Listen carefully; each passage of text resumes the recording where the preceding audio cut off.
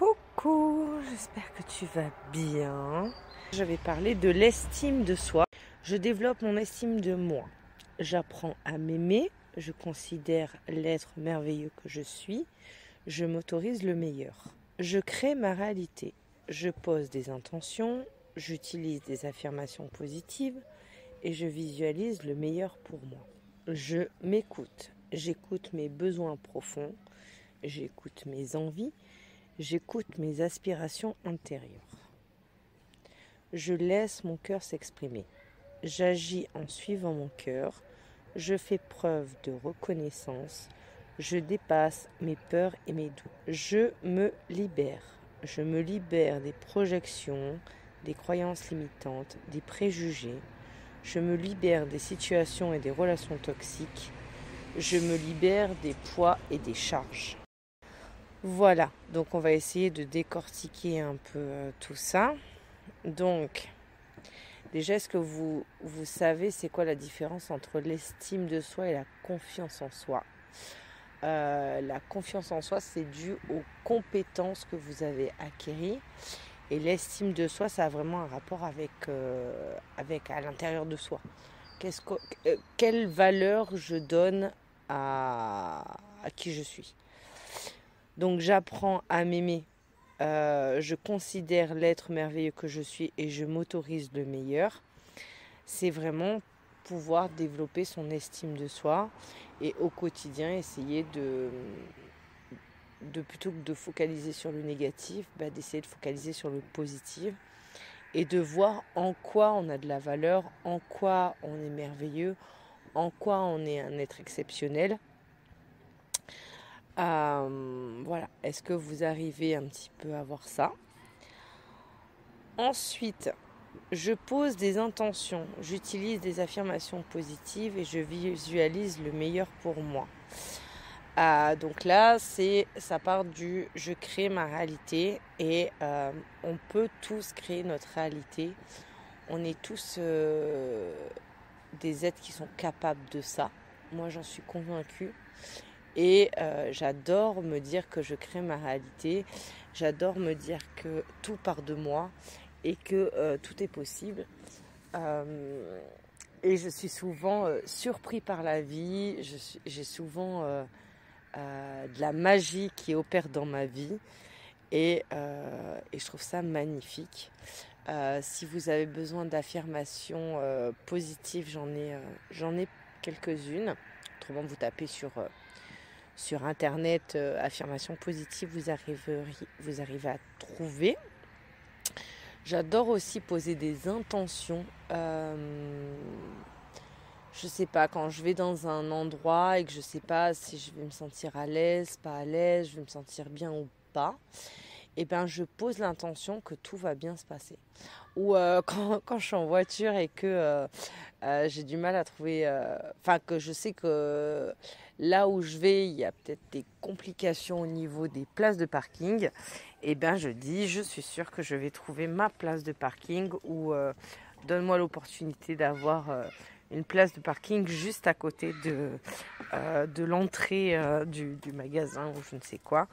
Et ça marche plutôt pas mal. En ce qui concerne la visualisation, alors moi c'est un peu compliqué parce que je suis aphantasique. Je ne sais pas si vous connaissez. Donc c'est qu'en fait j'ai pas d'image mentale. Et franchement je vous dis même mes enfants, je ne les vois pas. Je vois pas mon mari, je vois pas mes enfants. J'ai beau fermer les yeux, je ne vois rien du tout.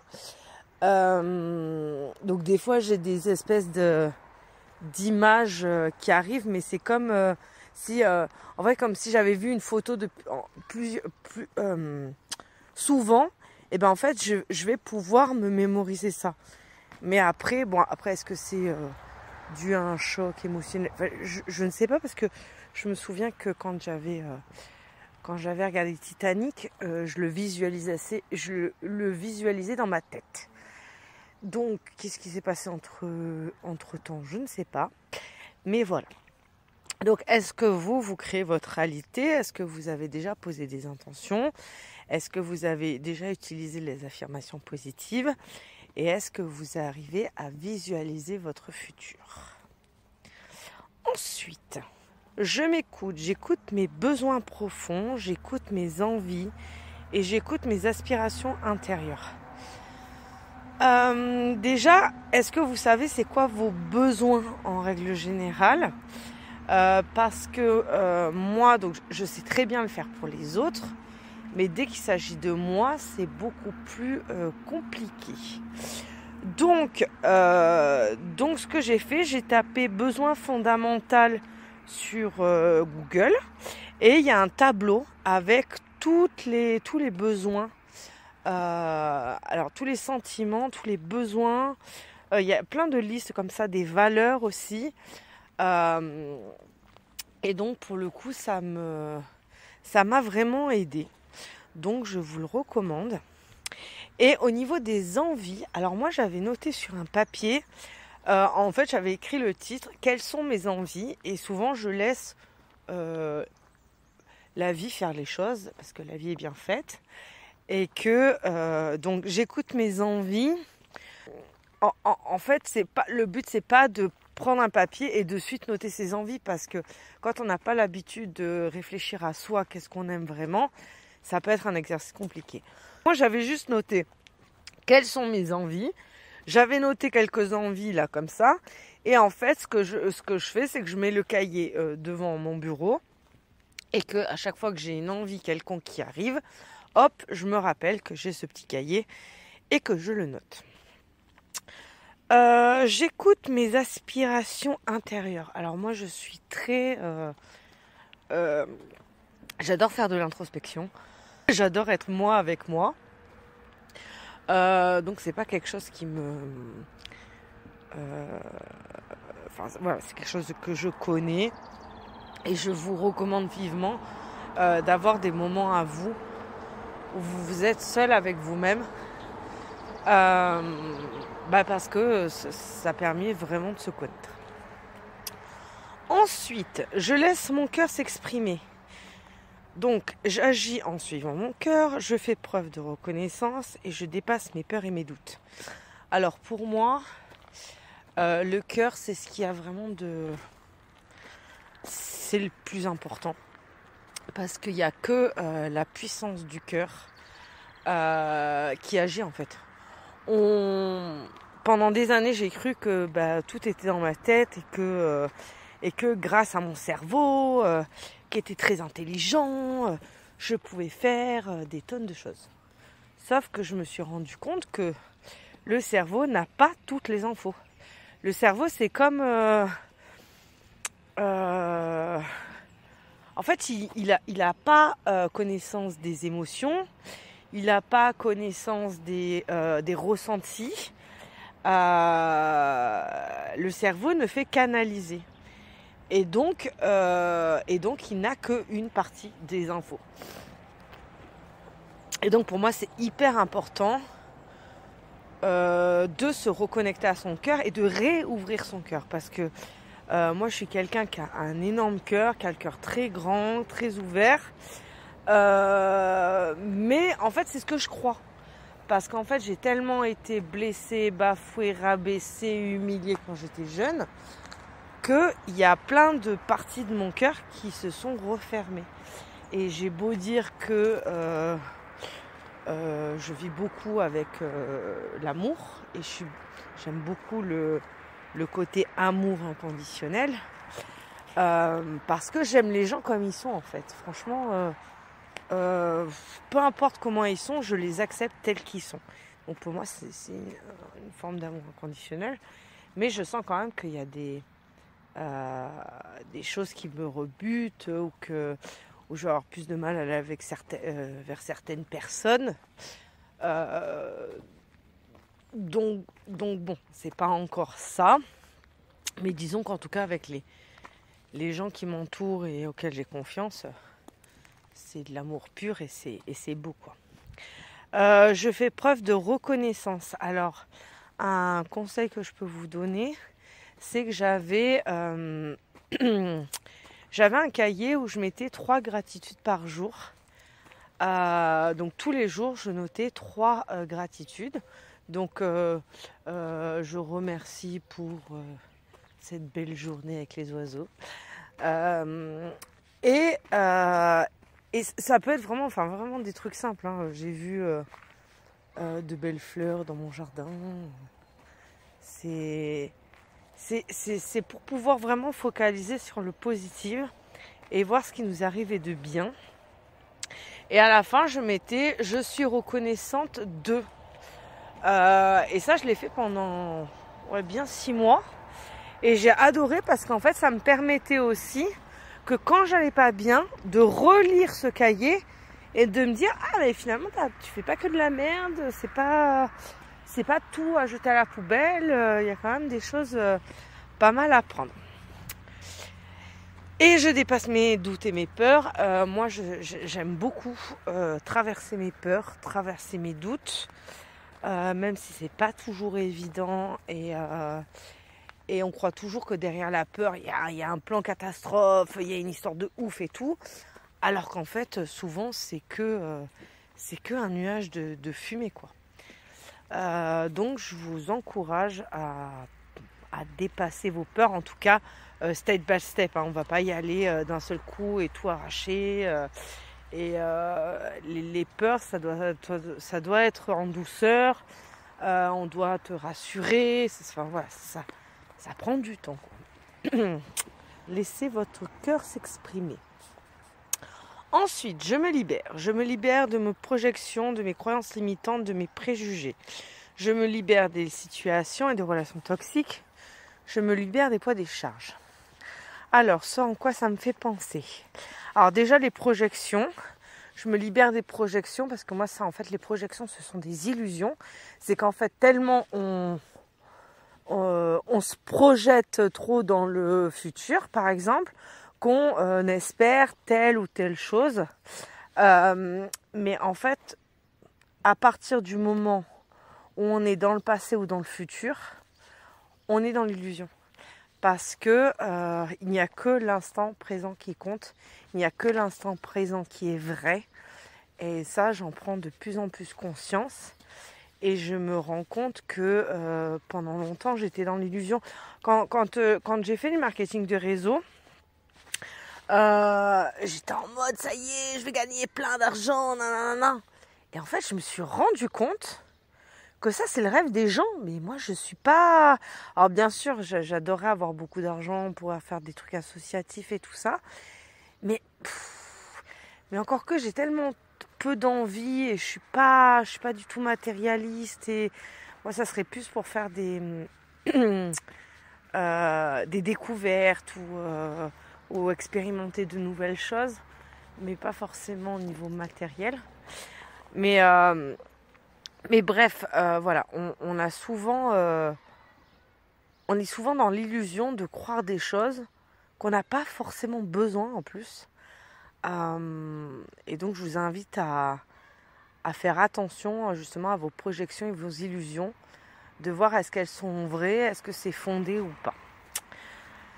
Les croyances limitantes et les préjugés. Les croyances limitantes comme ça dit, ça nous limite énormément. Parce qu'en fait, quand on croit quelque chose, on s'enferme dans cette chose-là. Et moi, j'aime bien quand on titille mes croyances parce que ça me permet de voir où j'en suis. Je suis prête à... Je peux changer de croyance très, très facilement si on m'explique le pourquoi du comment et voilà. Ah, dommage que je suis en audio, je vous aurais montré un bel insecte sur sa fleur. Donc voilà, donc aussi bien les projections que les croyances limitantes que les préjugés nous limitent et nous condamnent à une vie qu'on n'aurait pas forcément envie d'avoir. Est-ce que je peux donner un exemple sur les croyances limitantes? Si tu crois que... en fait, il y a tellement de croyances, en fait. Et c'est toujours intéressant de pouvoir les déconstruire et de se demander est-ce qu'on a vraiment envie de garder cette croyance ou pas. je vous dis ça parce qu'il y a un stade en face de moi. Pendant des années, j'ai cru que j'étais pas bonne en sport. Est-ce que ça va me servir comme croyance dans la vie? Ou est-ce que je me dis, bah écoute, ok, au collège j'étais comme ça, en primaire j'étais comme ça, mais maintenant je veux quoi? Est-ce que j'ai envie de changer cette façon-là de voir de moi, ou est-ce que j'en change, quoi? Donc voilà, je me libère des situations et relations toxiques. Pour moi, une relation toxique, c'est quand on demande de beaucoup trop à l'autre, qu'on s'écoute pas. Et donc on ne fait pas passer ses besoins, ses envies et ce qu'on aime en premier. Pendant longtemps, j'ai eu des relations toxiques et des situations toxiques. Et maintenant, j'ai appris à poser des limites, à dire stop, à dire non quand c'était le moment, à dire que j'étais pas ok avec ce qui se passait. Et pendant des années, j'ai pas osé faire tout ça, de peur qu'on m'aime plus, de peur que tout le monde me tourne le dos, de peur de... Et finalement, ce sont que des peurs. Voilà, donc pour moi, par exemple, quand c'est donnant-donnant, je trouve que c'est beaucoup moins toxique. C'est-à-dire que quand vous vous rendez compte que votre relation est équilibrée, c'est-à-dire je parle avec toi, tu parles avec moi, et c'est équilibré, c'est pas juste la personne, elle vient te voir, elle parle, elle te prend, elle te bouffe toute ton énergie, et toi t'as plus rien, et même pas le temps de demander comment ça allait. Après il y a des personnes qui sont comme ça, mais c'est au moins que tu aies la place de pouvoir discuter, échanger. Si vous avez encore d'en savoir plus sur les relations toxiques, n'hésitez pas. Et donc, je me libère du poids et des charges. Alors ça me fait penser à la responsabilité. C'est-à-dire que souvent, on a un sac à dos sur nos épaules et on prend toute la charge de sa famille, de ses enfants. Mais qui nous a dit d'avoir un gros sac à dos dans le dos et d'être coincé? Et est-ce qu'on n'aurait pas le droit d'avoir le choix d'être libre, d'être qui on veut, quand on veut, avec qui on veut? Et pour ça, faut rendre chaque pierre de ton sac à dos à chaque personne qui t'entoure. Si tu penses ne pas être responsable de telle ou telle situation, rends le sac à dos. Si tu es en charge de choses qui ne t'appartiennent pas, rends-les. Rends-les, ça te fera vachement plus de bien. Et comme ça, au moins, tu auras du temps pour toi, pour tes propres responsabilités et pour avancer dans ta vie. Voilà. Ben écoutez, je suis assez ravie de ce que je suis en train de mettre en place. En fait, il y a des fois où j'ai pas du tout envie de faire de vidéos, j'ai pas du tout envie de me montrer, et je me dis que ça peut être sympa en fait. Alors, j'en ai pas encore, j'ai pas encore créé. Enfin, j'ai créé des podcasts avec Marina, mais j'ai jamais fait de podcast à moi-même. Et je me dis que ça pourrait être une bonne chose parce que là, en fait, j'avais pas beaucoup de temps. Les enfants sont partis vite fait dans un coin. J'aime pas ma gueule, donc j'avais pas forcément envie de me montrer ou de trouver un poste sympa, même si je suis dans la forêt et que c'est super sympa. Mais voilà, il y a des fois où j'ai pas envie de montrer mon visage ou de faire genre. J'ai juste envie de parler et d'exprimer ce que j'ai à dire. Donc je pense que je vais faire des podcasts en rapport avec